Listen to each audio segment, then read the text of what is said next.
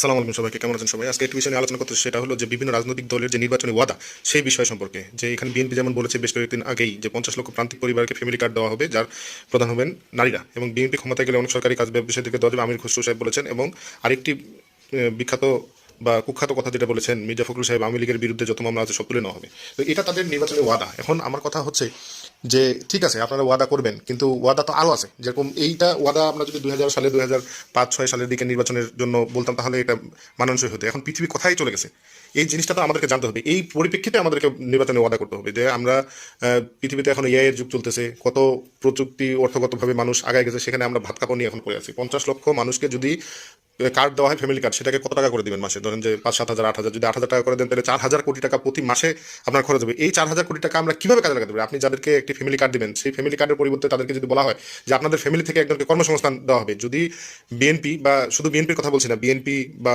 NCP, জামাত ইসলাম যারাই আসুক, তারা কেন আমাদের সামনে আরো সুন্দর ভালোভাবে কোনো ওয়াদা নিয়ে আসতেছে না? কেন বলছে না যে আমরা 50 লক্ষ পরিবারকে কার্ড দেওয়ার বিপরীতে আমরা 50 লক্ষ নতুন কর্মসংস্থান দেবো? নতুন কর্মসংস্থান কিভাবে তৈরি হবে না হবে সেই রোডম্যাপটা দেখাবো।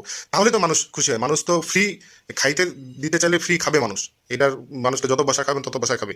কিন্তু তাকে যদি একটা চাকরি দেওয়া হয়, তার যদি একটা কর্মসংস্থানের ব্যবস্থা করা হয়, তাহলে কিন্তু সে বেশি খুশি হবে, তার একটা আত্মসম্মান থাকবে। এখন আপনারা বলতে পারেন যে 50 লক্ষ কর্মসংস্থান তৈরি করা তো কঠিন, অনেক বেশি কঠিন। তো অবশ্যই হবে কঠিন, ওয়াদাটা তো কঠিন ওয়াদাই করতে হবে। কেন হবে না? আপনারা যদি এই যে ধরেন যে প্রতি মাসে খরচ হবে, যদি 50 লক্ষ কার্ড দেওয়া হয়, তাহলে 4,000 কোটি টাকা। তো এই 4,000 কোটি টাকা দিয়ে আপনি যদি আপনার যতগুলো উপজেলায় আছে, 12 মাসে কতগুলো হবে? 48,000 কোটি টাকা। এই 48,000 কোটি টাকা এক বছরের টাকাটা, এই টাকাটা দিয়ে যদি আপনি প্রতিটা উপজেলায় একটা ট্রেনিং সেন্টার তৈরি করেন, ট্রেনিং সেন্টার আছে আমাদের, কিন্তু সেগুলো আসলে কতটা ইফেক্টিভ তা আমার সন্দেহান।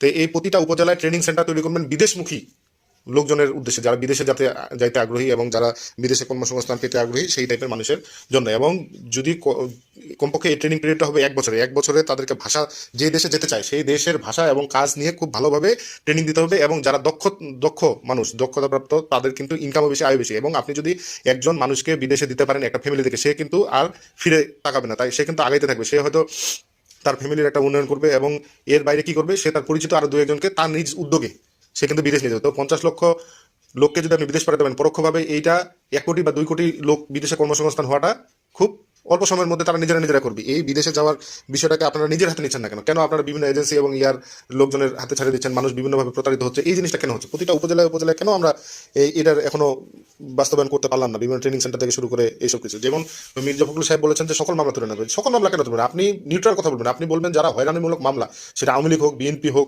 জামাত শিবির হোক, যাদেরই হোক, হয়রানিমূলক মামলা তুলে নেওয়া হবে, এই টাইপের কথা বলতে হবে। তাহলে না মানুষ একটু আশা দেবে না। আমাদের কথাবার্তা এখনো কেন আগের যুগের মতোই পড়ে রয়েছে, এটা নিয়ে আমার খুব